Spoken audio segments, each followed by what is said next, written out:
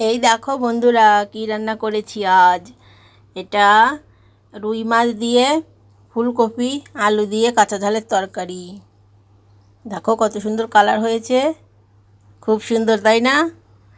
আর আছে দেখো স্পেশাল জিনিস, এই দেখো এটা বড় বড় চিংড়ি মাছ। তো আমি একটা দুটো আলু কেটে দিয়ে মশলা বেটে দেখো একদম শুকা শুকা রান্না করেছি। কেমন লাগছে দেখো তো।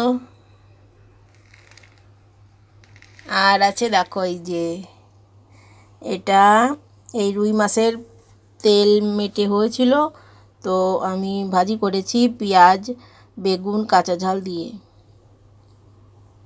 দেখো কেমন হয়েছে। আর আমার মিনির মাছ ভাজা আছে, এই দেখো। তো দেখো কত সুন্দর হয়েছে তাই না?